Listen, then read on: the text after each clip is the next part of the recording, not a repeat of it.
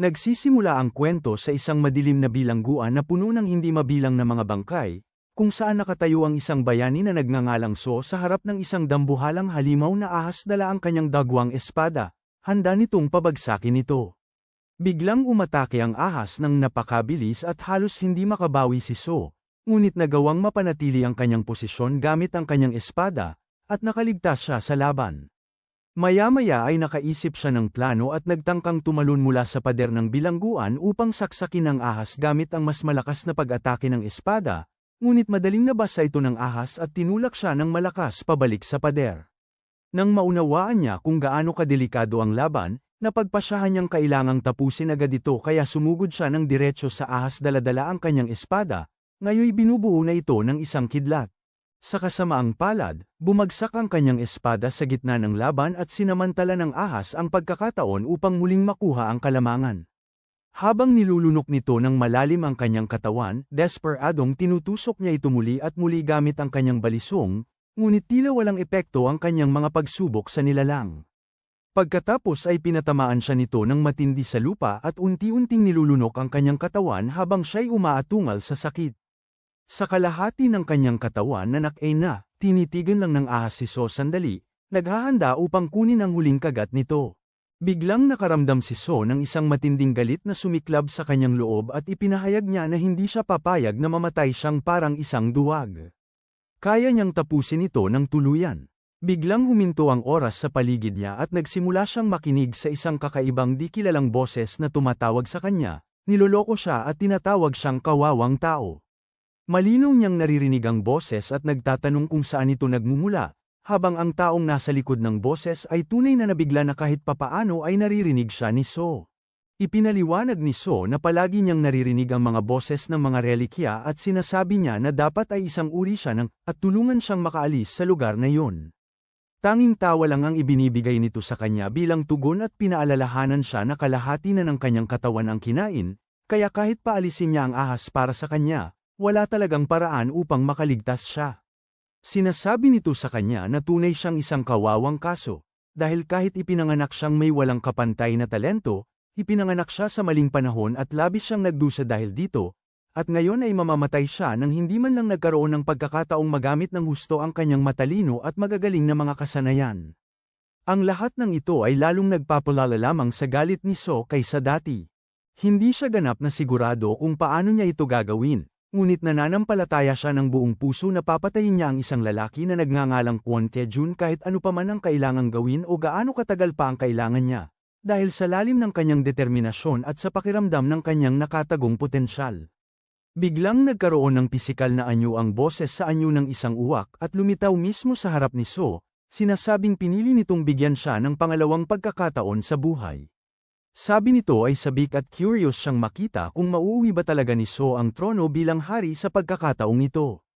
Pagkatapos, nagsugo ang uwak ng isang makapangyarihang daloy ng enerhiya diretso kay So, at matapos damaloy ito sa buong katawan niya ng ilang sandali, bigla niyang napansin na nakaupo siya sa loob ng isang pampublikong gusali. Lubos siyang nabigla habang unti-unting napagtanto na ang kanyang mga binti ay muling bumalik sa normal. Ang mas nakakagulat pa ay natuklasan niyang kasalukuyan siyang nakaupo sa loob ng isang istasyon ng pulis, ngunit wala siyang maalala kung paano siya napunta roon sa una.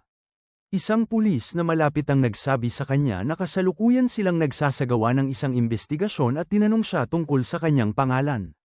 Tahimik si So, labis na abala sa kanyang sariling mga iniisip at masyadong abala sa pag-iisip kung ang muling pagbuhay niya ay may kaugnayan ba talaga sa mahiwagang itim na uwak na iyon. Pagkatapos ay pakinggan niya ng pabaya na pinag-uusapan ng isa pang opisyal kung paano nila kamakailan lang nasimulan ang taong 2025, at ang pagbubunyag na yun ay nagdulot kay So ng labis na pagkabigla, dahil ang taong yun ay eksaktong 15 taon bago ang kasalukuyang panahon niya, na unti-unting nagtulak sa kanya upang mapagtanto na siya ay napadala pabalik ng 15 taon sa nakaraan. Isang babae ang lumapit upang pukulin siya ng mura dahil hindi nito sinasagot ang mga tanong niya. Ngunit hindi maiwasan ni So na maramdaman na nakita niya na siya minsan dati. Naalala niya na siya ay ina ng batang may kayumangging buhok na nakaupo malapit sa kanya na nagngangalang Yu, at nasa istasyon ng pulisya sila dahil nahuli sila sa isang away kung saan malinaw namang sinubukan ni Yu simulan kay So. Pagkatapos ay naiisip ni So kung paano niya nalutas ang parehong problema noong 15 taon ang nakalipas, at natatandaan niyang pinapabayaran siya ng napakalaking halaga bilang danyos, at dahil wala siyang pera noon, pumayag lamang siyang yumuko at humingi ng tawad sa kanila. Na-realize ng ina ni Yu na hindi nakikinig si So sa kahit isang salita na sinasabi niya, kaya't sinubukan niyang saktan siya ng palo, ngunit mabilis na nahawakan ni So ang kanyang kamay at pinataas ang boses niya. Sinasabi nitong nagsimula ang away dahil sa anak niya, at binanggit din na sobra-sobra ang hinihingi nilang bayad para sa settlement. Hindi nagustuhan ni Yu ang paraan ng pagsasalita ni So sa kanyang ina, kaya agad siyang sumugod at umatake, ngunit madali namang umiwas si So sa suntok at inihagis siya sa sahig. Nagulat si So sandali habang napapansin niyang pakiramdam ng kanyang katawan ay mas magaan kaysa dati. Nagtataka siya kung lahat ba ng kasanayan niya sa pakikipaglaban na nabuo niya noong nakaraang 15 taon ay nananatili pa rin sa loob ng mas batang katawan na ito. Kung sakaling totoo yun, napagtanto niya na sobrang swerte niya. Sa huli, si So ay naipadala sa isang kulungan dahil sa pagiging agresibo, at ang ingay ng nanay ni Yu na palaging nagrereklamo sa malapit ay nagsisimula ng makaabala sa kanya. Gayunpaman, alam niyang hindi na ito magtatagal kapag nagsimula nang dumating ang mga relics. Noong taong 2025, nagkaroon ng malalakas na lindol sa iba't ibang bahagi ng mundo at biglang lumitaw ang ilang mga sinaunang libingan.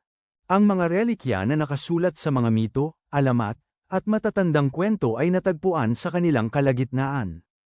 Ang mga kwento na ipinasa mula henerasyon hanggang henerasyon ay nagkaroon ng tunay na kapangyarihan, at ang mga nakakuha ng mga relikya ay binigyan ng iba't ibang supernatural na kakayahan. Dahil dito, nagsimula ang lahat na maghanap ng mga relikya. Kasama noon si So sa paghahanap, at sa huli ay nadiskubre niya ang tinatawag na relikya ng arkeologo. Noong panahong yun, naramdaman ni So na ang pagkakaroon ng kaalaman tungkol sa libingan at mga relik nito ay magpapalaya sa kanya mula sa kanyang malungkot na buhay at magbibigay daan upang makapagsimula siya ng panibagong simula. Ngunit doon nagsimula ang tunay na kalokohan. Mula kay Ginoo Kwan, ang pinakamalaking pinuno sa buong lungsod, maraming tao na nakakuha ng mga relic ay gumawa ng mga hakbang upang masiguro na walang sinuman kundi sila lamang ang makakakuha pa ng karagdagang mga relic. Sa kabutihang palad, kinilala ang likas na talento ni So sa paghahanap ng mga relics, at siya ay inagaw mismo ni Ginoo Kwan. Mula noon ay tinanggap niya ang bawat maruming trabaho na ipinapagawa sa kanya ni Ginoo Kwan, tinanggap ang pagiging tawaging aso ng chairman at tiniis ang bawat insultong kasama nito. Nauupo sa loob ng selda, napagtanto ni So na isang tanong na lang kung kailan muling lalabas ang mga relics at maglalaho ang lahat sa paligid niya sa kawalang pagkakasunod-sunod. Iniisip niya na magandang bagay na mas malakas siya ngayon kaysa dati, ngunit alam din niyang hindi sapat ang lakas lamang sa pagkakataong ito.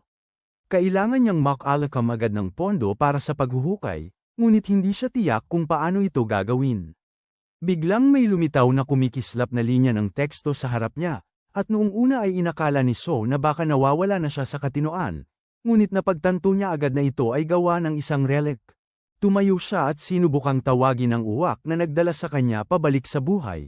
Ngunit sa halip ay isang screen ng status ang lumitaw sa kanyang harapan at nagsabi na ang bagong misyon niya ay gisingin ang 4 na talento ng isang Tomb Raider, at ito ay labis niyang ikinagulat. Isang gwardya ang dumaan sa kanyang tabi at tila hindi napapansin ang screen ng status, na nagsasabi kay So na siya lamang ang nakakakita nito. Sa kabila nito, napagtanto niya na kasalukuyan niyang nakikita ang mga bagay sa loob ng isang radius na dati ay kakayahan niyang konektado sa relic ng arkeologo. Ngunit dahil wala na siyang relic ngayon, nagtatanong siya kung bakit nananatili pa rin ito sa kanya. Masusing tinignan ni So ang kanyang screen ng status at nakita niyang nakamit niya na ang isa mula sa 4 na talento, ibig sabihin ay mayroon pa siyang 3 natitirang i-unlock. Ito ay nagdudulot sa kanya ng kaunting ginhawa, dahil nangangahulugan ito na mayroon na siyang kaunting unahan, ngunit hindi pa rin maiwasan ni So na magtaka kung bakit ginagawa ng Crow Relic ang lahat ng ito para sa kanya. Pagdating ni Detective Kim upang tulungan si So, at nang lumabas sila, sinabihan ni Kim si So na swerte siya talaga, dahil mukhang paulit-ulit si Yu sa panlilinlang sa mga tao para makipag-away, habang tumatawa si Kim sa buong bagay. Tahimik na naiisip ni So at naaalala niya na si Detective Kim lang ang tanging taong nanindigan sa kanya noong wala siyang kahit anong meron. Nagsimula silang maglakad pa uwi pagkatapos noon, at habang naglalakad, Tinanong ni So si Kim kung napansin niya ba ang anumang kakaibang pangyayari kamakailan lang, at base sa pagkagulat ni Kim sa tanong, alam ni So na hindi pa umiiral ang mga relics sa bersyong ito ng mundo. Pagkatapos nilang magpaalam, naglakad ng mag-isa si So at napagtanto na ito ang eksaktong oras kung kailan nagsisimula ng lumitaw ang mga libingan at wala pang gumagamit ng relikya sa paligid, na nangangahulugang ngayon ang perpektong pagkakataon niya upang makahabol. Binanggit niya na karamihan sa mga unang relikya ay lumitaw sa Europa at Amerika.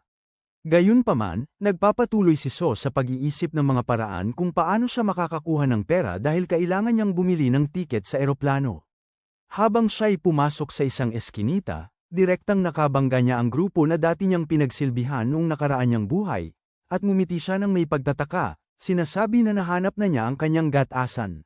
Noong nakaraan niyang buhay, sobrang desperado siya sa pera kaya nagtatrabaho siya para sa grupong ito, at noong panahong yun ay tinrato siyang mas masahol pa kaysa aso.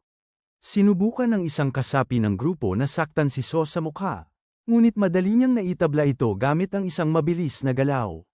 Pagkatapos ay humarap si So upang kausapin ang natitirang mga kasapi, sinasabi nilang magbibitiw na siya at ang kailangan lang nilang gawin ay bayaran siya ng kanyang hindi pa nababayarang sahod at severance pay. Ngunit tumanggi ang grupo at agad silang umatake kay So. Ngunit madali niyang nagamit ang kanyang kasanayan sa martial arts upang mapabagsak sila isa-isa. Labis na nagulat ang mga kasapi ng grupo sa kakayahan ni So, dahil palagi siyang nakikita bilang walang pag-asa pagdating sa pakikipaglaban. Pagkatapos ng ilang sandali, napansin ni So na nagsisimula ng manginig ang kanyang mga kamay, kaya't nagpasya siyang tapusin na agad.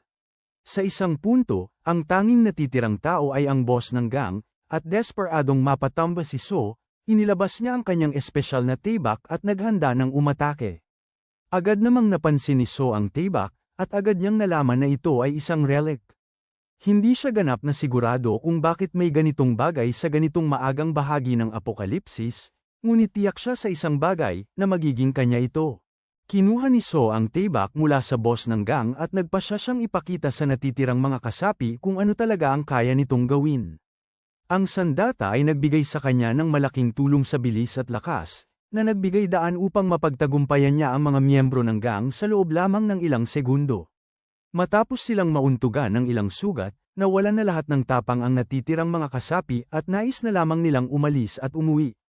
Samantala, sa Zhang Gallery, nakatanggap ang babae na namumuno mula sa kanyang kawani ng isang tawag.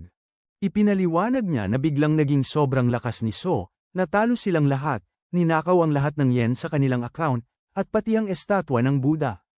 Galit na galit, tinawag niya itong Hangul at inutusan siyang ibalik agad ang estatwa. Sa parehong oras, naglalakad si So sa bayan habang bitbit ang estatwa ng Buddha, nag-iisip kung ano ang dapat niyang gawin dito. Kanina, bumisita siya sa isang pawn shop, ngunit sinabi ng broker na halos walang halaga ang estatwa. Sa kabila nito, hindi naniniwala si So niyan. Matapos makita kung gaano kadesperado ang gang boss na si Eri na maibalik ito.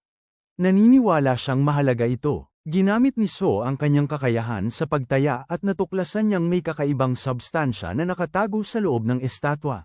Ginamit niya ang tibak upang maingat na hiwain ito at natuklasan ang isang maliit na botelya na puno ng isang misteryosong likido. Isang malawak na ngiti ang sumilay sa kanyang mukha nang mapagtanto niyang talagang naiwasan niya ang paggawa ng malaking pagkakamali sa hindi pagbebenta nito sa pawn shop. Sa gallery, dumating si Detective Kim kasama si Eri na nakatali sa mga kamay. Sinabi niya sa CEO na nakatanggap ang pulisya ng ulat tungkol sa ilegal na bentahan ng droga doon. Agad na itinanggi ng babae ang lahat, iginiit na ang tanging pinagtutuunan nila ay mga likhang sining.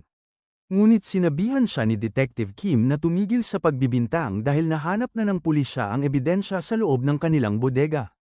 Nabigla siya nang malaman na alam pa pala ng pulisya ang tungkol sa bodega, ngunit agad siyang napakalma. Naniniwalang walang dapat ikabahala dahil bawat kwarto ay protektado ng password.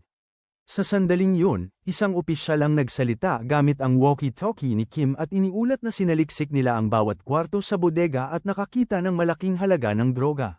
Lubos na nabigla ang babae. Dapat nakasara ang bawat kwarto sa isang password, kaya hindi niya maintindihan kung paano nakapasok ang pulis. Bago siya dalhin palayo, hawak ni Detective Kim ang kanyang telepono sa tabi ng kanyang tainga. Sa kabilang dulo ay si CEO, na nagsasabi sa kanya na medyo hanggal na hindi nagpalit-palit ng mga password paminsan-minsan. Nang marinig niya ang kanyang boses, napagtanto niyang si CEO pala ang nasa likod nito at galit na sumigaw ng pangalan niya habang iniaangat siya ng mga opisyal papalayo. Habang naglalakad pa uwi, nakatanggap si CEO ng isang mensahe mula kay Detective Kim na nagsasabing malapit nang ipadala sa kanya ang premyong 10 milyon yen para sa kanyang tip. Matapos makuha ang kanyang panimulang pondo, nagpasya si CEO na oras na para umuwi, matulog ng mahimbing, at maghanda para bukas dahil doon magsisimula ang paghahanap sa libingan. Ngunit, sinalubong siya ng isang malaking sorpresa, isang misteryosong libingan ang biglang lumitaw sa lugar kung saan dati nakatayo ang kanyang bahay. Maingat na lumapit si CEO at narinig niya si Linda, isang ahente ng CIA, nakausap ang isang tao.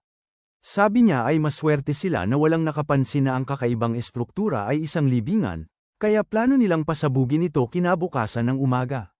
Saglit na lumingon si Linda at biglang nakasalubong si Kenshi, isang kasapi ng Japanese excavation team. Dahil sa kanilang nakaraan, agad niyang tinawag siyang magnanakaw, ngunit tumugon si Kenshi na huwag magpanggap na inosente dahil pareho nilang alam kung ano talaga ang hinahanap nila. Tahimik na nakikinig si CEO sa kanilang pag-uusap at nalaman na balak nilang gumamit ng mga pampasabog upang makapasok sa libingan, at sapat na yon upang maunawaan niya na wala pang tunay na eksperto na nakakaintindi kung gaano kadelikado ang mga libingang ito. Nakikita ni CEO ito bilang magandang balita dahil nangangahulugan ito na siya ang pinaka-eksperto sa ngayon. Biglang nagsimulang kumalat ang kakaibang pulang marka sa paligid. Agad na nakikilala ng CEO ang mga ito bilang mga glyph sa libingan. Ang mga sinaunang sulat na ito ay naglalaman ng mahahalagang impormasyon tungkol sa libingan. Sino mang makabasa nito ay maaaring matuklasan kung saan nakatago ang pasukan at malaman din ang mga lokasyon ng mapanganib na mga patibong bago pumasok. Maingat na pinag-aaralan ng CEO ang mga glyph, at halos agad-agad ay umaaktibo ang kanyang sistema. Isang abiso ang lumabas, na nag-aanunsyo na nakuha niya ang kasanayan sa lingwistika. Ang bagong kakayahang ito ay malaki ang naitutulong sa kanyang pag-unawa sa bawat wika. Dahil sa kasanayan, biglang naging madali para sa kanya basahin ang mga kakaibang simbolo. Matapos suriin ng ilang sandali ang mga nakasulat, mabilis na natukoy ni CEO kung saan matatagpuan ang pasukan, nang hindi nagsasayang ng oras. Binubuksan niya ang nakatagong pasukan at sinasaksak ito ng kanyang espada. Sa sandaling tumama ang kanyang atake, isang malakas na pagsabog ang sumabog sa langit, nagdulot ng matinding shockwave sa paligid. Ang malakas na pagsabog ay agad na nakakuha ng pansin ng lahat, kabilang sina Lindes at Kenshis. Pareho nilang mabilis na tumingin sa pinagmulan ng pagsabog at napagtanto nilang may nangyayaring hindi kapani-paniwala. Babukas mag-isa ang pinto ng libingan. Natatakot silang mapalampas ang pagkakataon kung isasara ito muli, kaya tumakbo sila papunta rito ng pinakamabilis hanggat maaari bago sumugod sa loob. Samantala, tahimik na nagpapatuloy si CEO palalim sa libingan. Pagkatapos maglakad ng ilang sandali, narating niya ang isang misteryosong lawa na agad niyang nakikilala mula sa kanyang mga alaala mula sa hinaharap. Alam na niya kung ano ang nasa ilalim ng tubig. Kapag isang relic ang ibinaba sa lawa, gising nito ang ahas na matagal nang natutulog doon sa loob ng maraming taon. Nang walang pag-aatubili, itinapon ng CEO ang kanyang tayback sa tubig. Agad na nagsimula ang tahimik na lawa na manginig habang kumakalat ang malalaking alon sa ibabaw nito. Pagkaraan ng ilang sandali, natutulog na ito. Tinatanggap nito ang pinakabagong bisita bago buksan ang napakalaking bibig nito. Sa loob ay naruroon ang 2 dekalidad na relic na armas. Tinanong ng ahas si CEO kung alin sa mga armas ang kanyang nawala. Alam na ng CEO na ito ay walang iba kundi isang pagsusulit. Sa hinaharap, maraming sakim na mga manghuhukay ng libingan ang nabigo dahil nagsinungaling sila at inangkin na isa sa mga mahalagang armas ay kanila. Agad paparusahan ng ahas ang sinumang sisigat ng hindi tapat. Naalala ang araling iyon, mahinahon na nagsasabi ang CEO ng katotohanan at sinasabi na walang alinmang armas ang kanya. Ikinagagalak ng ahas ang kanyang katapatan. Pinupuri nito si CEO bago siya bigyan ng tunay niyang espada. Mukhang lahat ay nangyayari ayon sa inaasahan. Magalang na humihingi si CEO kung maaari niyang masilip ng mas malapitan ang kanyang sandata. Bumaba ang bantay ng ahas sa isang saglit lamang. Sa halip na tanggapin ng mapayapa ang gantimpala, bigla siyang umatake. Kinuha niya ang kanyang tibak at sinaksak ang ahas nang walang paunang babala. Ang dambuhalang nilalang ay umungol sa sakit at nagtatanong kung bakit siya umatake matapos nitong matagumpay na makalusot sa pagsubok. Hindi nag-aatubili ang CEO na sumagot. Ipinapaliwanag niya na hindi siya nagtitiwala sa mga relikya kailanman. Hindi dahil lamang nakapasa ang isang relikya sa pagsubok nito ay nangangahulugang makakatanggap sila ng patas na gantimpala. Palaging may posibilidad na may ibang layunin ang relikya. Naaalala pa ng CEO na may narinig siyang tungkol sa isang Tomb Raider na matagumpay na nakatapos sa pagsubok ng isang relikya, ngunit pagkatapos ay naging baliw at naging isang serye ng mamamatay tao. Matapos marinig ang mga kwentong yon, wala nang balak ang CEO na kumuha pa ng hindi kailangang panganib. Kung may kahit kaunting pagkakataon na maaaring magtaksil ang ahas, mas pipiliin niyang puksain ito agad. Nagalit ang ahas at biglang umatake papunta sa kanya. Agad na kumilos ang CEO sa pamamagitan ng pagtalon ng mataas sa hangin bago niya ibaba ng malalim ang kanyang tibak sa katawan ng ahas. Isang masakit na sigaw ang umalingaw-ngaw sa buong silid. Kahit na nakaranas siya ng matinding sugat, tumanggi pa rin ang ahas na bumagsak. Alam niyang hindi sapat ang karaniwang mga atake, kaya't pinaga niya ng CEO ang kanyang teknik sa dominasyon. Isang malakas na daloy ng enerhiya ang dumadaloy mula sa kanyang katawan diretso sa ahas. Muling sumigaw ang nilalang habang nagsisimula ng ipilit ng teknik ang kanyang kalooban upang mapasuko. Ang dominance ay isang espesyal na kakayahan na nagbibigay daan sa gumagamit nito na pilitin ang isang relikya na sundin ang mga utos. Ito ay kabaligtaran ng affinity, na nagpapahintulot sa isang tao na kontrolin ang relikya sa pamamagitan ng pagtitiwala dito. Gayunpaman, ni isa sa mga pamamaraan na iyon ay ang perpektong ugnayan sa pagitan ng isang relikya at ng may-ari nito ay kilala bilang compatibility, kung saan parehong natural na nauunawaan ng dalawang panig ang isa't isa at nagtutulungan bilang isang buong.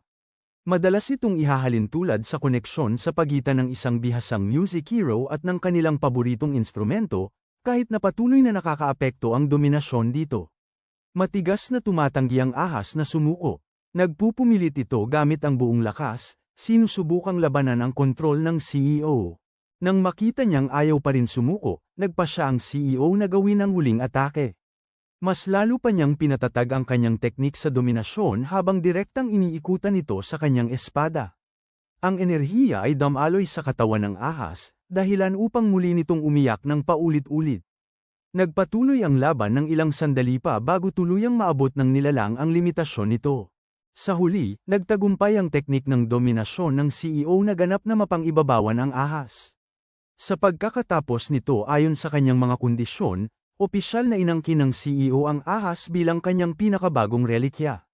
Bilang gantimpala, nakatanggap siya ng isang gintong palakol at isang pilak na palakol. Agad namang lumitaw ang isang abiso mula sa sistema, ipinapakita na muling tumaas ang kabuuang mga estadistika niya. Sinusulya pa ng CEO ang mga pagbabago, kontento sa resulta ng kanyang pagsusugal. Di nagtagal, narating ni Linda at Kenchi ang lawa, naniniwala na alam na nila kung paano gumagana ang pagsubok. Sinubukan nilang gayahin ang paraan sa pamamagitan ng pagbagsak ng relic sa tubig. Ngunit walang nangyari, nanatiling ganap na tahimik ang lawa. Pareho nilang tinitigan ang tubig ng may pagkalito, hindi maunawaan kung bakit hindi pa nagsisimula ang paglilitis. Hindi nila napapansin na natapos na ni CEO ito at nakuha na niya ang relikya para sa sarili. Bago pa nila may siyasat ng husto, biglang nagsimulang mag-alog ng matindi ang buong kuweba. Malalaking bitak ang kumalat sa mga pader habang malalaking piraso ng bato ang nagsimulang bumagsak mula sa kisame, na pagtanto nilang gumuho na ang libingan. Agad na iniwan ni Linda at Kenchi ang pagsubok at tumakbo papunta sa labasan ng pinakamabilis nila kaya, halos makaligtas bago tuluyang isinara ang daan. Sa kabilang banda, sa gallery, galit pa rin ang natitirang mga kasapi ng grupo.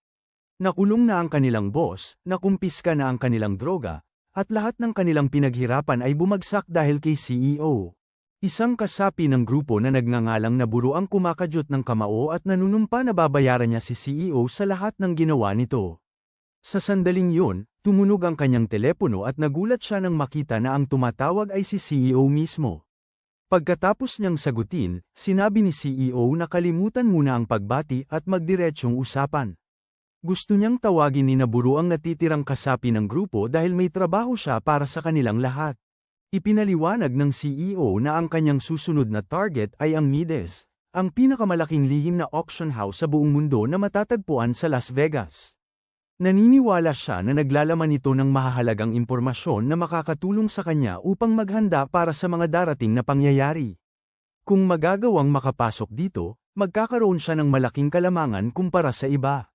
Inutusan niya si Naburo at ang kanyang mga tauhan na dumalo sa auction ngayong buwan, bumili ng ilang partikular na bagay, at magbantay para sa isang lalaking nagngangalang Jack Kamen, mas kilala bilang JK. Gayunpaman, tahimik na naisip ng CEO na si Jack Kamen ay hindi talaga ang tunay na alias ni Ogara. Mabilis na itinuro ni Naburo na halos imposibleng makapasok sa Mides. Tanging ang mga sobrang yaman at may impluwensyang tao lamang ang pinapayagang pumasok. Sinasabi lang ng CEO sa kanya na huwag mag-alala tungkol sa mga gastos. Nangako siyang babayaran sila ng maayos sa pagtapos ng trabaho. Pagkatapos, sa isang kalmadong boses, pinaalalahanan nila na ang pagtanggi ay hindi talaga isang opsyon. Maaari nilang tanggapin ang misyon o hayaan siyang bugbugin muli sila. Naalala nila kung gaano kabagsik silang natalo ni CEO noon, kaya agad na nagpa siya si Naburo at ang iba na mas mainam na kunin ang trabaho. Kinabukasan, naghahanda ang CEO na ipagpatuloy ang paghahanap ng mga relics. Bago umalis sa bahay, tumingin siya sa kabilang kalsada at napansin ang isang balita na nakalabas sa isang malaking telebisyon. Inanunsyo ng tagapagbalita na nagkaroon ng ika-4 na hindi maipaliwanag na pagpatay. Ayon sa ulat, sinubukan ng salarin na magpakamatay sa pamamagitan ng pagsusunog sa sarili, at nang marinig ito ni CEO ay agad niyang napagtanto na lahat ay nangyayari ng eksakto tulad noong una bago lumitaw ang mga libingan sa hinaharap. Hindi gaanong nagbago ang takbo ng panahon gaya ng inaasahan niya. Habang patuloy na naglalakad si CEO, aksidente niyang nadikit si Kenshi, na agad siyang nakilala. Ang pagkakita kay Kenshi dito ay nagsasabi kay CEO ng isang mahalagang bagay. Kung lumitaw si Kenshi sa lugar na ito, malamang na may isa pang libingan ang malapit ng maipakita. Napapansin din ng CEO na may dala si Kenshi na isang relikya. Gayunpaman, halata na siya ay kulang pa sa karanasan dahil hindi man lang niya tinatangkang itago ang aura ng relikya. Sino man na may sapat na karanasan ay madaling mapapansin ito. Patuloy pa rin si Kenshi sa galit na pagmamaktol sa CEO dahil sa pagkabangga nito sa kanya nang biglang yumanig ang lupa sa ilalim ng kanilang mga paa.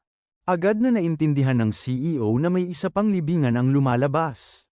Nang hindi nagsasalita pa, agad siyang tumakbo patungo sa pinagmumula ng kaguluhan, determinado na maabyutin ito bago ang iba.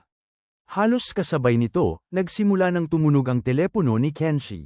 Inaasahan ng isang karaniwang ulat, sinagot niya ito nang hindi masyadong nag-iisip. Sa halip, ang kanyang kasamahan ay naghahatid ng nakakagulat na balita. Ang Koreang lalaki na may dalang gintong at pilak na palakol ay nakita malapit. Sa sandaling marinig ni Kenshi ang mga salitang yun, biglang naging malinaw ang lahat. Sa wakas, napagtanto niya na si CEO ang misteryosong lalaki mula sa hula noong una pa lang. Matapos lumitaw ang libingan, nagising si CEO at ang iba pa sa loob ng misteryosong libingan.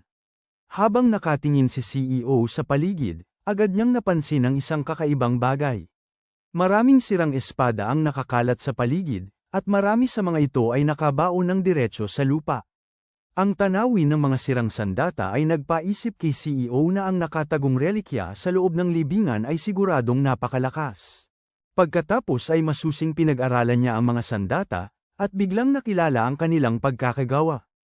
Napagtanto niya na ang mga espada ay gawa ng Muramasa, isang kilala at sinaunang pamilya ng mga tagagawa ng espada. Ang pamilya Muramasa ay kilala sa paggawa ng napakalakas na mga armas, at ang kanilang mga espada ay itinuturing na pambansang yaman dahil sa kanilang kamanghamanghang katumpakan. Sikat na sikat ang kanilang mga sandata kaya kahit ngayon, nakikilala pa rin sila sa kanilang kakaibang pagkakagawa. Dahil dito, inaakala ng CEO na ang mga sirang espada na nakakalat sa sahig ay maaaring nagmula sa angkan ng Muramasa. Naniniwala rin siya na ang libingan mismo ay malamang na may malapit na kaugnayan sa pamilya Muramasa at sa kanilang mga sandata. Kung ganito karami ang kanilang mga espada sa loob ng lugar na ito, maaaring konektado rin ang nakatagong relikya dito sa kanila. Gayunpaman, bago pa makapag-imbestiga ng mas malalim si CEO tungkol sa libingan, biglang lumitaw ang kanyang sistema sa harap niya na may isang mahalagang babala. Ipinaalam niya na ang masasamang aura ng libingan ay nagsimulang umatake sa kanyang katawan. Agad na nabahala si CEO at tinanggal ang kanyang manggas upang silipin ang kanyang braso, at napansin niyang nagsisimula ng masunog ang kanyang balat. Nang maunawaan kung gaano kalubha ang sitwasyon, alam ni CEO na kailangan niyang hanapin ang relikya at makalabas sa libingan sa lalong madaling panahon. Sa kasamaang palad, hindi naging kasing smooth nang inaasahan niya ang lahat. Patuloy na nilalakad ng CEO ang libingan, inaasahang madali niyang mahahanap ang relikya. Ngunit lumalabas na mas malaki ang libingan kaysa sa kanyang inaasahan. Patuloy siyang naglalakad mula sa isang bahagi papunta sa iba, ngunit tila walang bakas ng relikya kahit saan. Mas lalo pang naging mahirap, kahit ang gintong pana ay hindi mahanap ang relikya. Lalong nagiging frustrated ang CEO habang napapansin niyang hindi gumagana ang kanyang karaniwang paraan ng paghahanap ng mga nakatagong yaman sa pagkakataong ito. Naisip niya si Kenshi. Naalala niya na kanina ay sinusundan siya ni Kenshi, at nagsimula siyang magtaka kung may alam nga kaya si Kenshi tungkol sa libingan.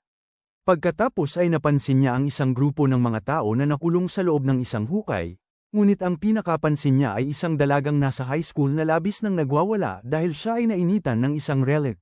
Sino mang mababalian ng talam ng relic na iyon ay mapupunta sa parehong kalagayan ng babae. Tumawag ang CEO sa iba pang nasa loob ng hukay at tinanong kung sino ang nagtulak sa kanila doon.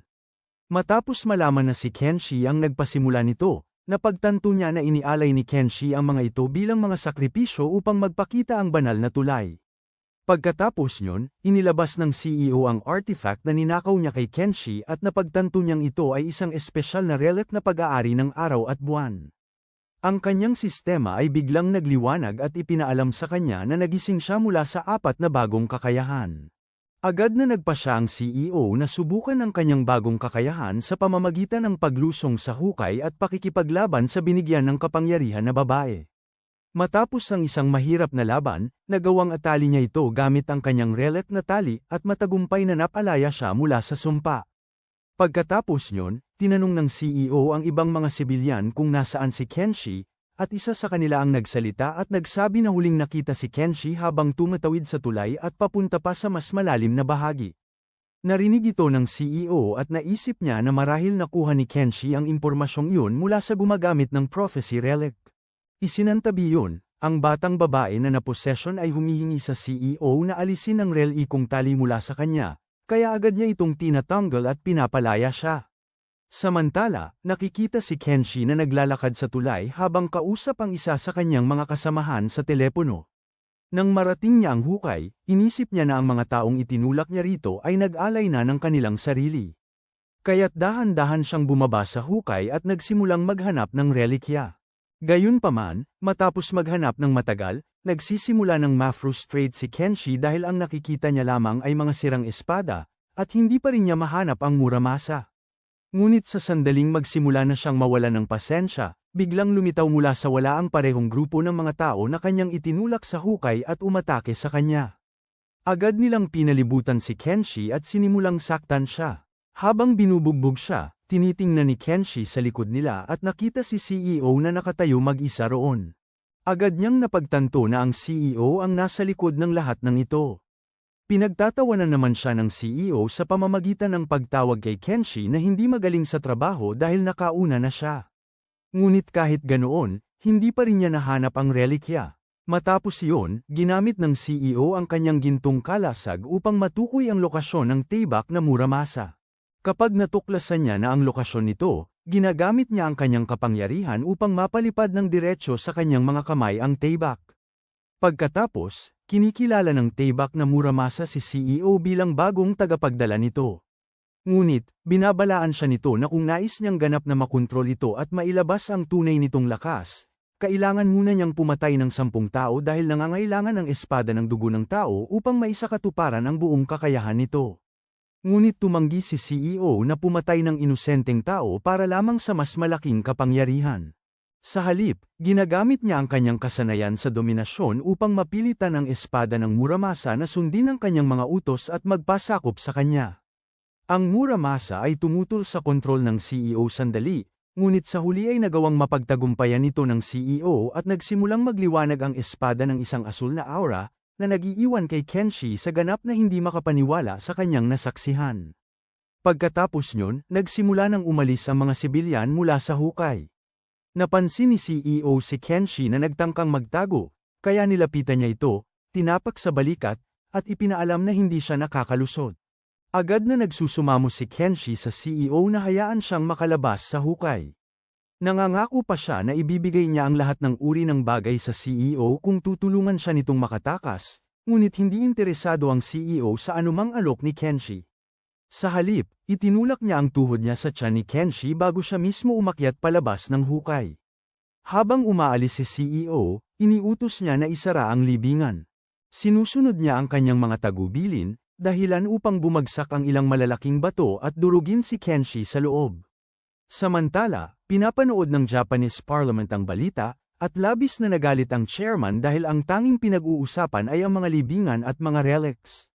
Lalo siyang nagalit kay Mori, ang pinuno ng koponan sa paghuhukay, dahil nakasisiguro na si Mori na aasikasuhin niya lahat. Pagkatapos ay siniguro ni Mori sa chairman na iba na ngayon ang sitwasyon, at dahil naging malaking problema na si CEO para sa kanila, nangangako siya na personal niyang papatayin ito. Samantala, sa loob ng banyo, tinitingnan ni CEO ang kanyang peklat na braso at agad na napagtanto na ang sugat ay resulta ng paggamit niya ng kanyang kasanayan sa dominasyon. Tuwing ginagamit niya ang kasanayan upang kontrolin ang isang relikya, nagre-reset ito, ngunit nagdudulot din ito ng pinsala sa kanyang sariling katawan. Mas malakas ang relikya, mas maraming pinsala ang natatanggap ng katawan ni CEO.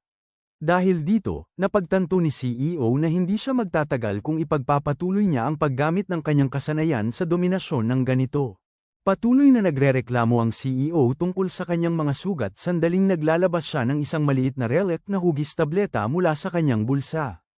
Nagpasya siyang kainin ito, at sa sandaling ginawa niya yon, nabigla siya nang makita na tuluyang nawala ang lahat ng mga peklat mula sa kanyang katawan.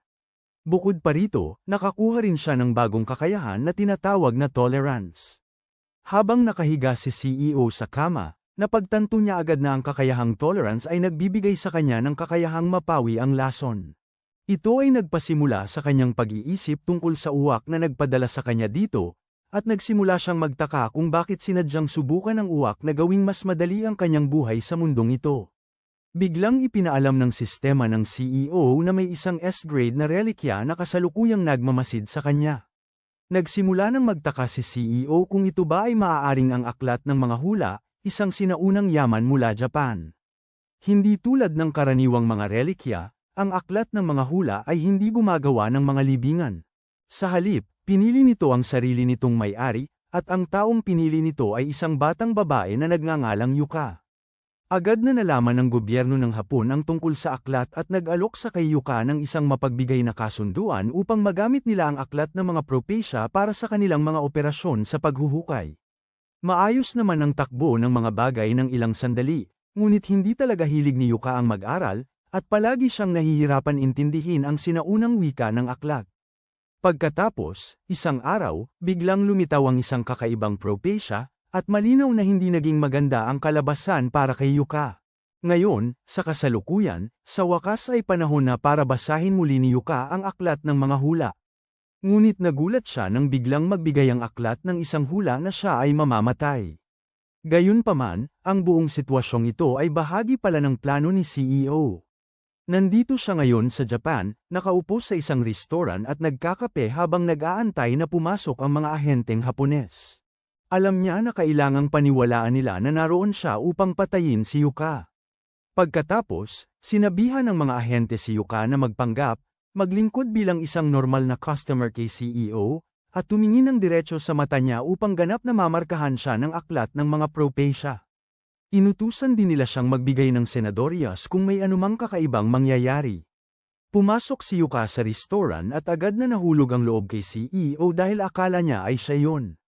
Biglang humawak si CEO sa kanyang espada, agad namang naghanda ang mga ahente sa labas para sumugod, Ngunit bago pa man sila makagawa ng anuman, biglang isinara ni Yuka ang pinto upang pigilan ang mga ahente mula makapasok.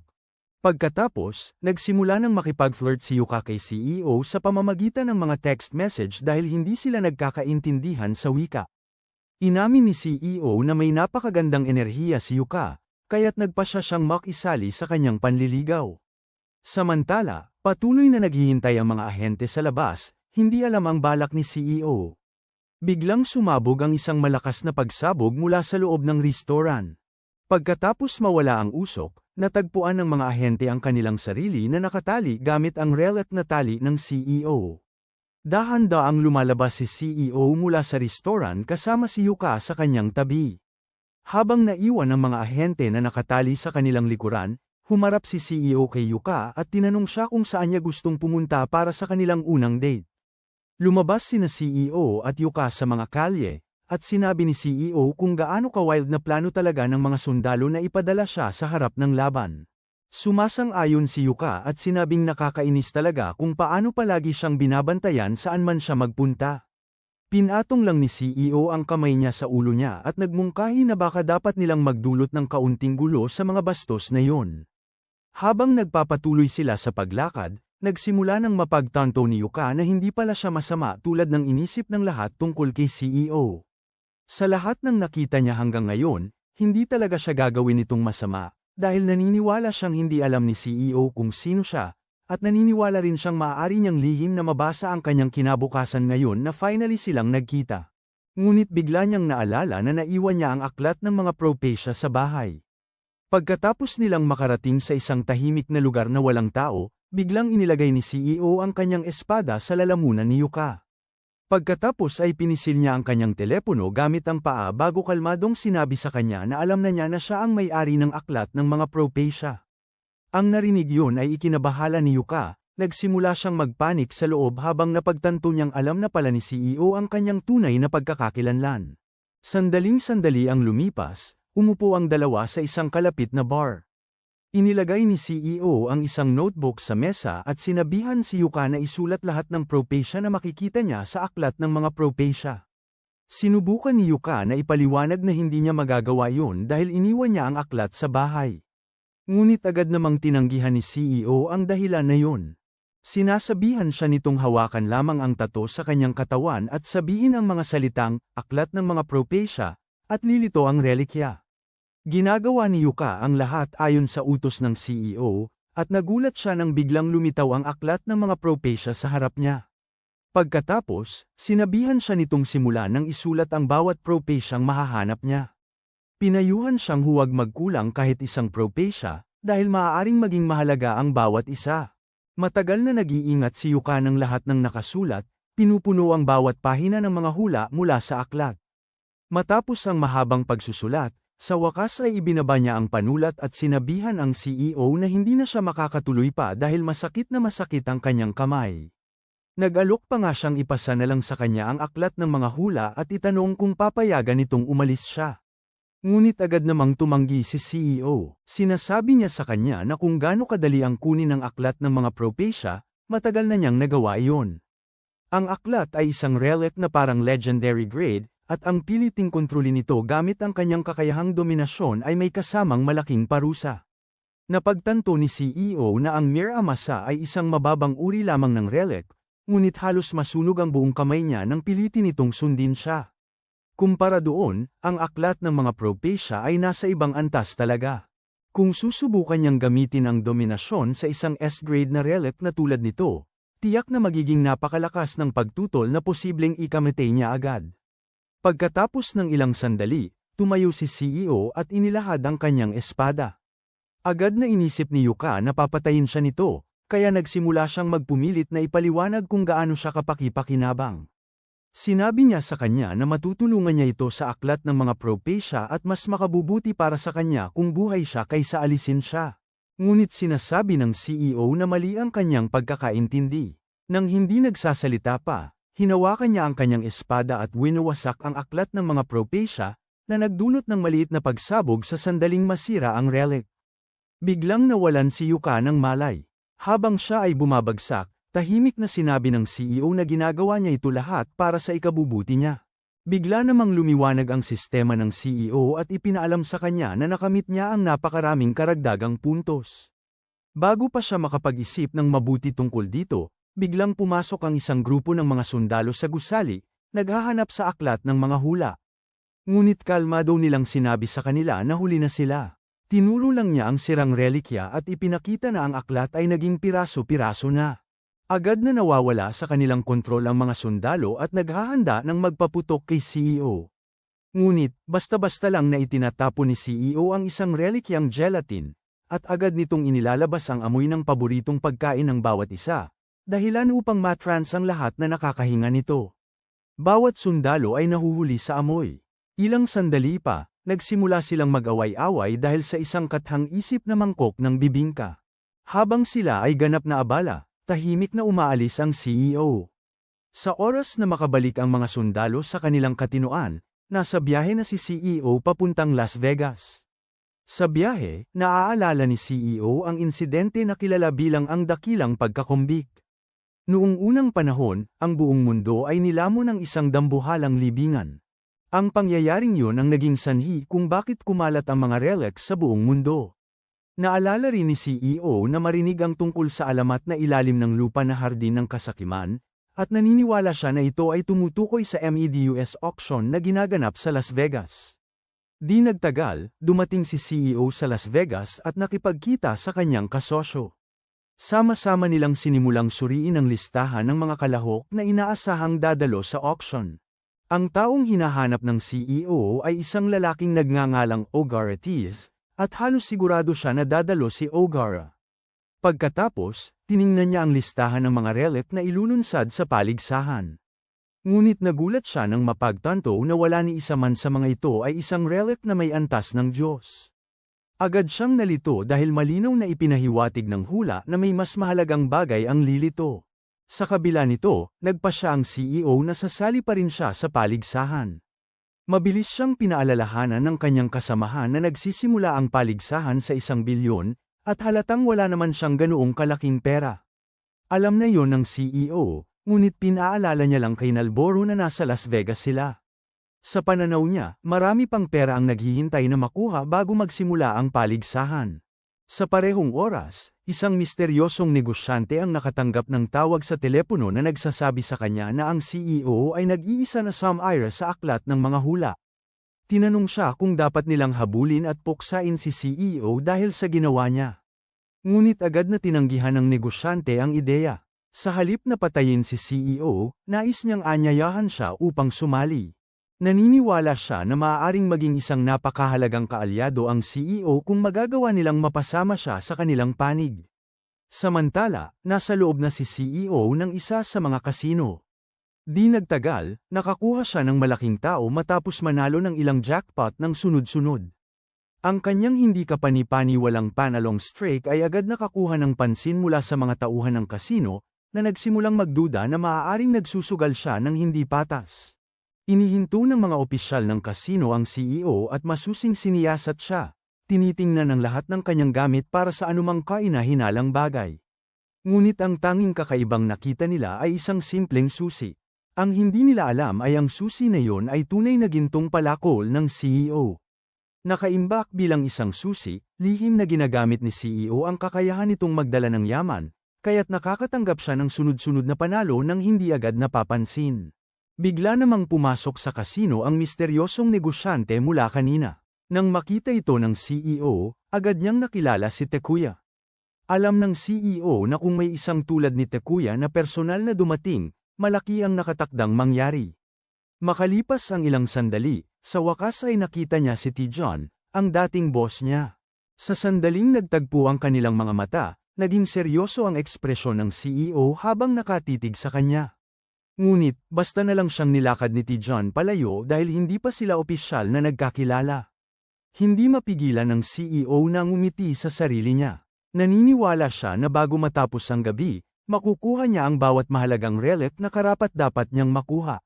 Ngunit sa pagkakataong yon, biglang pinapaalalahanan siya ni Noboro na ang bag na kanyang dala-dala ay nanginginig ng mariin. Mabilis na binuksan ni CEO ito at nakita ang pilak na palakol na nagwawalang bahala sa takot. Kaagad na naiintindihan ni CEO kung ano ang nangyayari. Ang pilak na palakol ay tumutugon lamang ng ganito kapag may mga kalaban sa paligid na nakatutok sa yaman ng isang tao. Ibig sabihin niyan ay may mga mapanganib na tao sa malapit na lugar na nakatutok na sa kanya. Mabilis na tiningnan ni CEO ang paligid ng kasino, sinusubukang alamin kung saan nagmumula ang banta. Doon niya napansin na biglang nagsimula ng magpanik ang mga tao sa buong kasino dahil sa ganap na ibang dahilan, makikita sa kakaibang reaksyon ng lahat. Naiiwan si CEO na nagtatanong kung ano talaga ang nangyayari. Sa sandaling yun, isang magandang blondeng babae ang pumasok sa silid.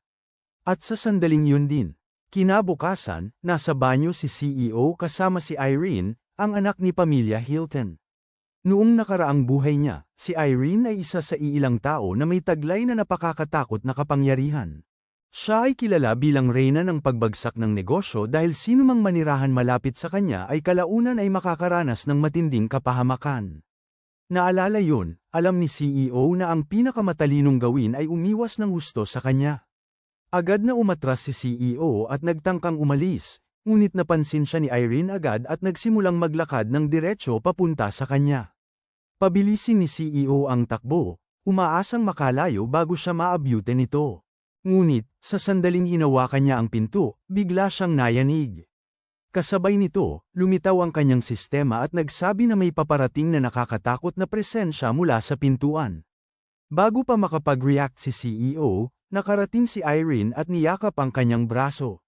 Magalang niyang sinabi na nais niyang humingi ng pabor sa kanya. Sa sandaling mahawakan niya siya, nagsimulang bumaba ng nakababahala ang mga estadistika ni CEO dahil sa kamalasan ni Irene. Mabilis niyang tinanggihan ang kamay nito at nagtatanong kung ano ang nais niya. Tinanong ni Irene si CEO kung siya ba ang taong nananalo ng sunod-sunod na maraming jackpot. Sabi niya, pinapanood niya ito at nais malaman ang lihim sa likod ng kanyang kamanghamanghang swerte. Agad na itinanggi ng CEO na alam niya ang tungkol doon. Ngunit bago pa siya makapagsalita ng iba, biglang sumali sa usapan ang kanyang mga tauhan. Sinasabi nila sa CEO na huwag sayangin ang isang napakagandang pagkakataon na makausap ang isang magandang babae. Agad na lumapit si Sungwoo at sinubukang hingin kay Irene ang kanyang numero. Sa sandaling ginawa niya ito, nagsimula ang masamang kapalaran ni Irene. Sa loob ng ilang segundo, bigla ang tinamaan ng lahat sa paligid nila ng isang misteryosong salot. Agad na nagtangkang tumakbo si CEO bago pa man marating siya ng masamang kapalaran. Ngunit diretso siyang nabangga sa nakalak na pinto, nakita siyang nakakulong. Lumapit si Irene at humingi ng paumanhin. Ipinaliwanag niya na alam na niya na lahat ng nakikipag-ugnayan sa kanya ay sa huli ay nakakaranas ng kamalasan. Kaya naman gusto niyang malaman ang lihim ng CEO. Umaasa siya na kung sakaling matutunan niya ito, maaaring maging isang tao siya na nagdudulot ng kaligayahan sa mga tao sa halip na kapahamakan. Tumingin si CEO sa inosenteng mga mata ni Irene at hindi makapaniwala na siya pa rin ang taong kilala niya noong nakaraang buhay. Noong mga panahong yon, siya ay malupit, walang puso, at kinatatakutan ng lahat. Ang maamong dalaga na nakatayo sa harap niya ngayon ay hindi na maaaring maging iba pa. Bigla namang muling lumitaw ang sistema ni CEO. Ipinagbibigay alam nito sa kanya na nag-activate ang kanyang kasanayan sa pagtitiis, na nagpapababa ng epekto ng mga relics ng kalaban ng kalahati. Agad na napagtanto ng CEO na ito ang parehong kasanayang nakuha niya matapos niyang kainin ang relic na hugis tableta kanina. Sa sandaling naunawaan niya kung paano ito gumagana, isang bahagyang ngiti ang lumitaw sa kanyang mukha. Hindi na niya kailangang iwasan si Irene dahil ang malas nito ay hindi na gaanong nakakaapekto sa kanya. Sa katunayan, napagtanto ng CEO na maaaring maging pabor pa sa kanya ang manatiling malapit kay Irene. Ang malas niya ay magpapababa sa swerte ng lahat ng nasa paligid nila, kaya't mas lalo siyang magkakaroon ng kalamangan. Sa ganitong isipan, tinanong ni CEO si Irene na sumama sa kanya sa hall ng paligsahan. Pagdating nila, napansin ni CEO na halos 2/3 ng mga tao ay nawala na dahil hindi nila kinaya ang sobrang malas ni Irene. Naririnig din niya na biglang nasunog ang kumpanya ni Taejon. Kahit na, si Taejon ay nandoon pa rin sa auction, na nagsasabi sa CEO na ang mga relic na ibinibenta ngayon ay dapat mas mahalaga kaysa anumang nangyayari sa labas. Habang naghihintay na magsimula ang auction, naiisip ng CEO kung gaano kabuti si Irene. Napagtanto niya na ang tanging dahilan kung bakit siya naging kinatatakutang reyna ng pagkabigo sa kanyang nakaraang buhay ay dahil ang relic niya ay ganap na sumire sa kanyang buhay at unti-unting nagbago sa kanyang personalidad upang maging malupit. Saglit pagkatapos, nagpapasalamat si Irene kay CEO dahil pumayag siyang ipakita sa kanya ang kasino. Ngumingiti lang ang CEO at sinabing wala itong problema. Ang marinig ang ganitong mga salita ay tunay na ikinaliligaya ni Irene. Sa sandaling bumuti ang kanyang pakiramdam, biglang nagsimula ang pagyanig ng lupa. Agad na nagbigay babala ang sistema ng CEO na habang mas masaya si Irene, mas lumalakas ang kapangyarihan ng kanyang relikya, na nagdudulot pa ng mas malaking kapahamakan sa lahat sa paligid niya. Nagpapatuloy ang lindol ng ilang sandali bago tuluyang huminto ng muli si Irene at bumalik sa kanyang kalmado. Maingat na sinabihan ni CEO si Irene na huwag sisihin ang sarili niya sa kanyang malas. Sabi niya na balang araw, maaari pa siyang maging isang taong nagdudulot ng kasiyahan sa mga tao sa paligid niya imbes na magdusa. Nagpatuloy si CEO sa pakikipag-usap kay Irene ng matagal, na para bang madali lang lutusin ang kanyang problema. Pagkatapos magsimula ang opisyal na paligsahan, halos lahat ng kalahok ay tuluyang nawala ng katinoan dahil sa sobrang malas. Nagsisimula silang mag-away over halos bawat relikang lumalabas sa entablado, dahilan upang tumaas ng husto ang mga presyo. Gayunpaman, ang kakayahan ni Tijon na mangibabaw ay napatunayang napakalakas.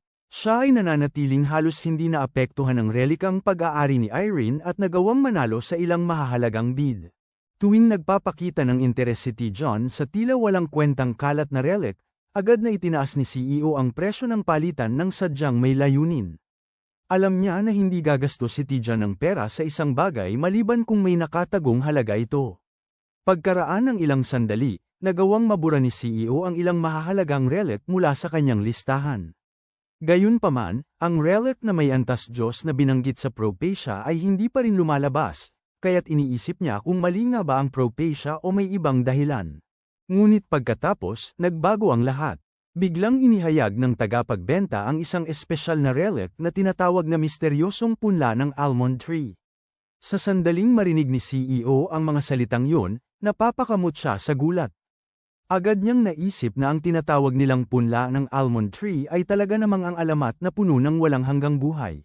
Itinaas ng CEO ang kanyang kamay upang maglagay ng bid, at agad na itinaas ni Tijon ang sarili niyang kamay upang tumugma rito.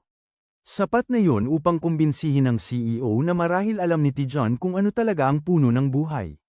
Noong unang panahon, isang alamat na hari na namuno sa sinaunang kaharian ng Dahlia ang naging obsesyon sa pagkamit ng walang hanggang buhay. Nag-ukol siya ng mga taon sa paghahanap sa puno ng buhay, umaasang papayagan siyang mabuhay magpakailan pa man. Bago pa man naglakbay si CEO, ganap nang winasak ng lason mula sa relic ang kanyang katawan. Ang tanging nagsisilbing buhay niya ay ang bunga ng punong buhay.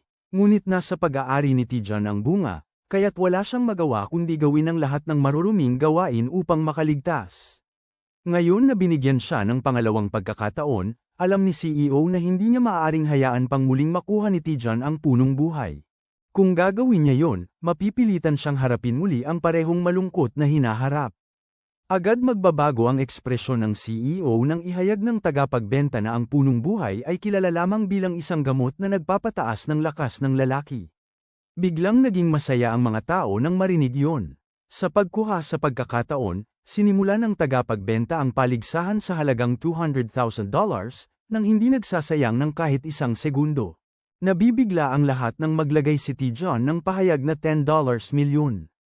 Tahimik ang buong silid sandaling marinig ang napakalaking halagang yon. Kahit ang CEO ay nagsimulang mag-alinlangan. Habang dumarami ang mga mayayamang bidder na nais sumali, patuloy na tumataas ang presyo hanggang sa umabot ito sa huling bid na $50 milyon. Nagsisimula ng manginig ang CEO matapos marinig ang mga numerong ganoon kataas dahil hindi niya inakalang aabot sa ganitong punto ang bidding. Pagkatapos, walang pag-aatubili, muling itinaas ni Tijon ang presyo at nagbid ng $100 milyon.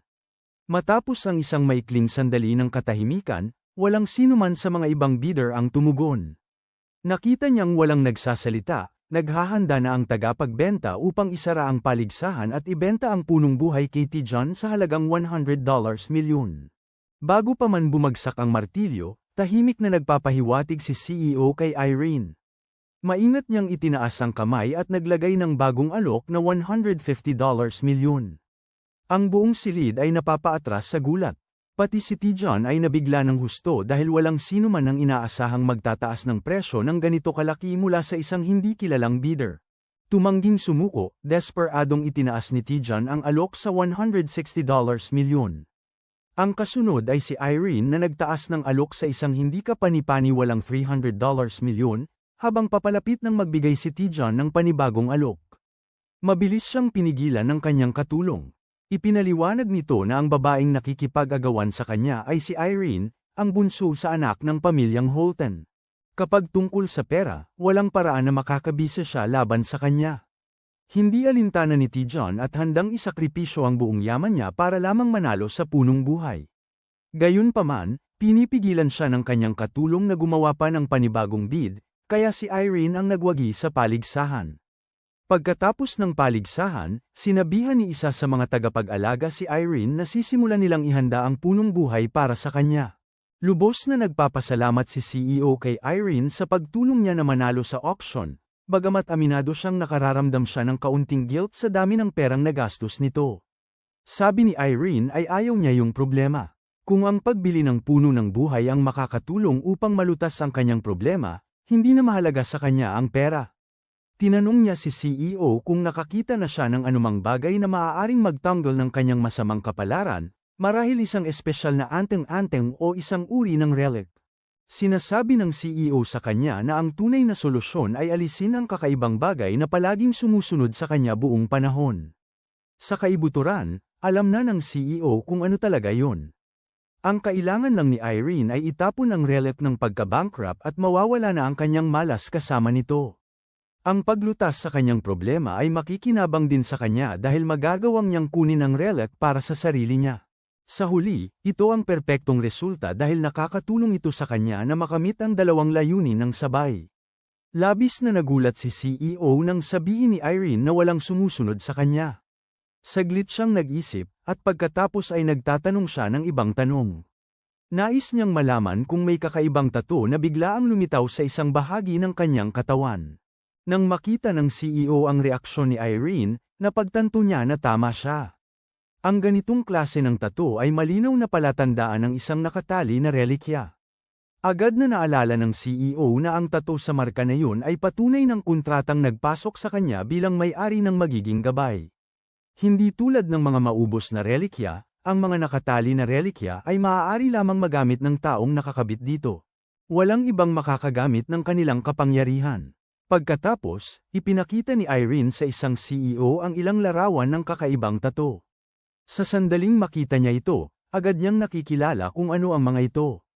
Ang mga marka ay pagmamay-ari ng isang parasite relic, isang napakabihirang uri ng relic na kumakalat sa kanyang may-ari at nagiging bahagi na ng kanilang katawan. Nauunawaan ni CEO na hindi magiging madali ang kunin ng relikya mula kay Irene tulad ng kanyang unang inisip. Sa halip na pilitin ang usapin, sinasabi ni CEO kay Irene na dapat nilang maglaan ng oras at maghanap ng ibang solusyon. Ibinibigay niya ang kanyang numero ng telepono at nangangakong hindi siya mawawala o iiwan sa gitna ng proseso. Nagpapahinga si Irene sa narinig niya at masaya nitong tinanggap, kahit nasa loob-loob ay may pag-asa.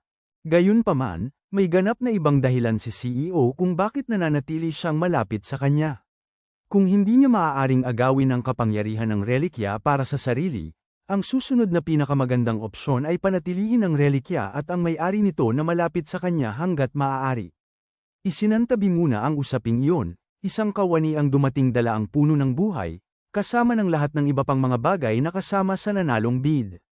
Tinanong siya ng kawani kung nais niyang tumulong upang dalhin lahat palabas, ngunit magalang na tumanggi si CEO at buong kumpiyansa niyang sinabing mayroon na siyang isang tao na tutulong sa kanya.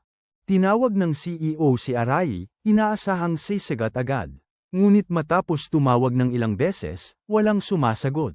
Sa sandaling yun, alam na ng CEO kung ano ang nangyayari.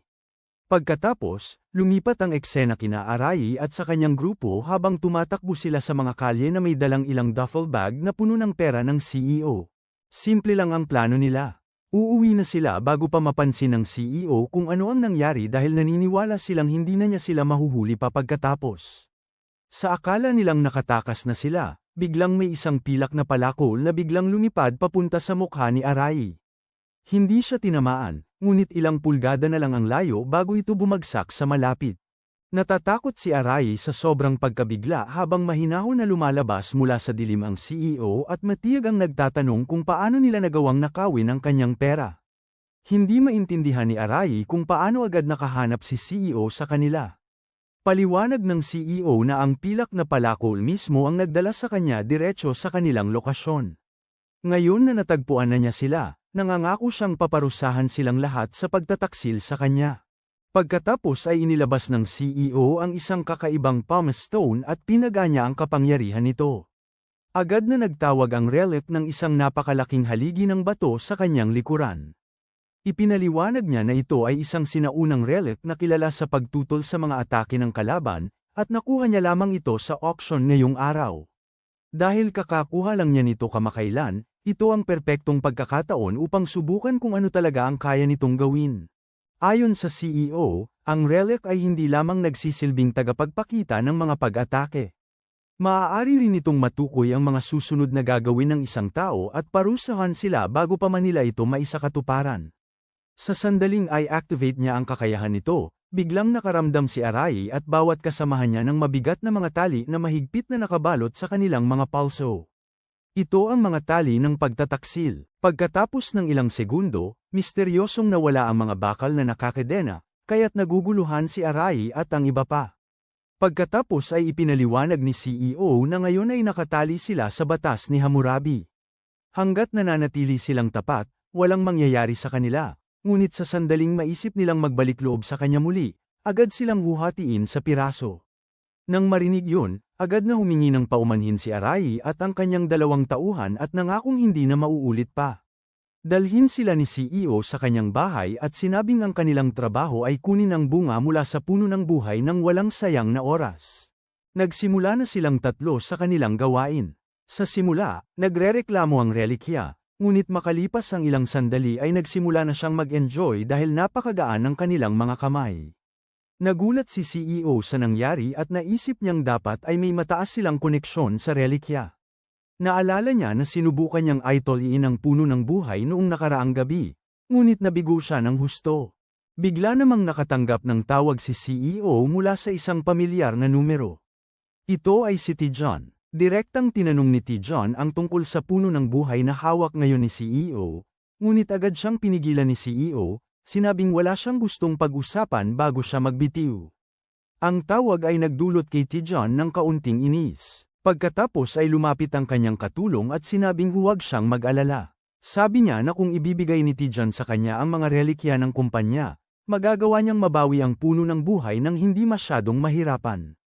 Kinabukasan ng gabi, nakaupo mag-isa si CEO sa isang bar at naaalala ang ilang araw na ang nakalipas nang binigyan siya ni Silver Axe ng babala. Ang babalang yun ay nangangahulugang nagsimula ng subaybayan siya ni Tijan. Ngunit sa ngayon, wala pang nakikitang senyales si CEO tungkol sa kanya. Makalipas ang isang sandali, pumasok si Takuya, ang assistant ni Tijan, sa bar. Nang makita siya, naisip ni CEO na talagang minamaliit siya kung ipinadala lang si Takuya.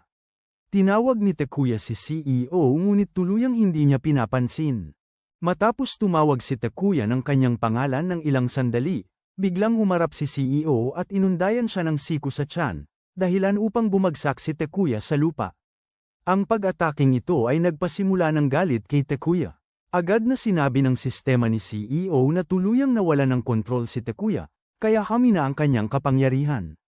Ito ang eksaktong nais ni CEO. Alam niya na ang kakayahan ni Takuya sa relic ay nakasalalay ng husto sa pananatilang kalmado at pagpapanatili ng kanyang dominasyon. Ngayon na wala ang kanyang katinuan, pansamantalang nawawala ang kakayahan niyang gumamit ng relics. Patuloy siyang pinagtatawanan ni CEO, dahilan upang lalong mapuot si Takuya. Hindi na niya makontrol ang sarili, kaya't sumugod siya ng diretso sa CEO at sinubukang i-activate ang isang relic ng lason. Ngunit hindi kumikilos si CEO dahil walang nangyayari. Hindi kailanman lumalabas ang lason. Hinawakan lang ni CEO si Takuya sa ulo at itinulak ang mukha niya sa counter, na paalala na kapag bumaba ang kanyang dominasyon, hindi na siya pwedeng gumamit ng mga relikya. Lumingon si Takuya upang tingnan si CEO at labis siyang nagulat na sobra niyang iniisip ang mga relikya. Nang hindi na magsalita pa, kinuha ng CEO ang relikya at madaling napapamahalaan ito gamit ang kanyang nakamamanghang dominasyon. Nang sumuko na ang relikya sa kanya, ibinuhos niya ang pulbos nito sa likod ni Takuya. Ang relikyang ito ay isang relic na may mataas na antas na orihinal na nilikha sa mga alipin sa Africa. Sinumang makahawak o makahinga man ng pulbos ay pansamantalang mawawala ang kanilang katinoan at magiging isang zombie na walang sariling kalooban. Aasahan na, ganito talaga ang nangyayari kay Takuya, nakikita siyang naging isang walang malay na zombie.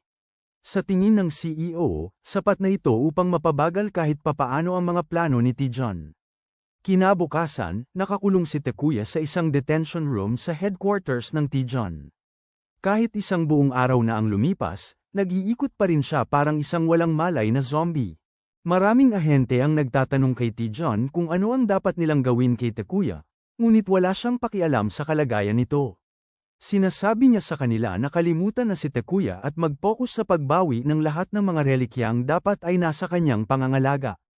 Nababahala ang mga ahente habang ipinaliwanag nila na noong dinakip si Takuya, hindi nila mahanap kahit isang relikya man lang sa kanya, lalong nagpapalala ng galit ni Tijon. Galit na galit siya dahil parehong walang silbi ang relikya at ang kanyang ahente, kaya agad niyang inutusan ang kanyang mga tauhan na makipag-ugnayan kaagad sa kanyang abogado, si Misako. Kinabukasan, dumating si CEO sa paliparan kasama si Eri at ang iba pa niyang mga tauhan. Karamihan sa mga dala nilang bagahe ay puno ng mga relic na nakolekta ni CEO hanggang ngayon. Nakikita niya ang lahat ng kanyang nakalap, kampante si CEO na makakatulong ang mga relic na ito upang makakuha pa siya ng mas makapangyarihang relic sa hinaharap. Bago siya sumakay sa kanyang biyahe, biglang lumitaw si Misako, ang abogado ni Tijon, at humiling na makipag-usap sa kanya. Nagtapos ang pagpupulong na tuluyang mapalampas ng CEO ang kanyang biyahe. Ipinaliwanag ni Misako na naroroon siya sa ngalan ni Tijon upang ialok sa CEO ang isang kontrata. Ayon sa kasunduan, agad na makakatanggap si CEO ng bayad na $100 milyon. Pagkatapos nito, magpapatuloy siyang tumanggap ng isang mapagbigay na buwanang sweldo, at nangakong walang sinuman ang makikialam sa kanyang personal na buhay. Lahat ng kailangan gawin ng CEO bilang kapalit ay maging isang kasapi ni Tijon at magtrabaho para sa kanyang organisasyon. Hindi pa man niya naiisip ng mabuti ang alok, agad niya itong tinanggihan. Diretsahang tinawag niya itong walang iba kundi isang kontrata ng alipin. Sinubukan pa rin ni Misako siyang hikayatin, pinapaalalahanan siya na napakasama ng ideya na gawing kalaban si Tijon dahil isa siya sa mga pinakamakapangyarihang tao sa paligid. Sa halip na sumagot ng mga salita, inilabas ng CEO ang relic na pulbos ng zombie at sinabi kay Misako na siya ang dapat mag-alala. Mananatiling kalmado si Misako dahil naniniwala siyang nagbibiro lang ang CEO. Sa huli, hindi niya akalain na gagamitin nito ang napakamapanganib na relic sa gitna ng isang mataong paliparan. Sa mismong susunod na segundo, pinatunayan ni CEO na mali siya. Sa sandaling siya ay kumilos, agad na umatras si Misako at bumato ng isang malakas na water cannon diretso sa kanya. Mabilis na pinaganya ng CEO ang bato ni Hammurabi at madaling napigilan ang atake. Agad na ni-reflect ng relic ang water cannon pabalik kay Misako, ibinabalik ang atake sa may-ari nito at napaatras siya sa lupa. Lahat ng nasa paligid ay namangha sa labanang nagaganap sa kanilang harapan. Tila kamangha-mangha ang laban kaya agad na kinuha ng mga tao ang kanilang mga telepono at nagsimulang i-record ang lahat ng kanilang nakikita. Habang nagsusumikap si Misako na makabangon, mahinahon na lumapit sa kanya si CEO at naghanda na ibuhos ang pulbos na zombie sa kanya. Di nagtagal, nakatanggap ang security ng paliparan ng ilang ulat tungkol sa isang hubad na babae na nagdudulot ng gulo at nananakit ng mga tao sa loob ng terminal. Mula sa mga ulat na yun lamang, halata nang ginamit ni CEO ang relic sa kanya. Matapos kunin ni CEO ang relikya ni Misako para sa kanyang sarili, biglang nagsalita ang misteryosong uwak at pinagsabihan siya na malapit nang dumating ang panganib. Sa halip na makinig, nagsimulang sumuntok si CEO sa hangin dahil wala siyang balak sundin ang utos ng uwak na nagbalik sa kanya sa nakaraan ng walang paliwanag.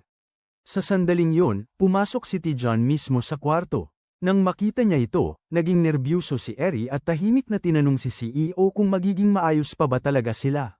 Pabirong ipinakikilala ni Tijan ang kanyang sarili kay Eri. Ngunit bago pa makasagot si Eri, pinapagana ni Tijan ang isa sa kanyang mga relic. Isang kidlat na kulay lila ang biglang tumama kay Eri at sa lahat ng kanyang mga tauhan ng sabay-sabay. Nang makita ng CEO ang ekspresyon sa mukha ni Tijan, agad niyang naintindihan na mas naging delikado na ang sitwasyon kaysa dati.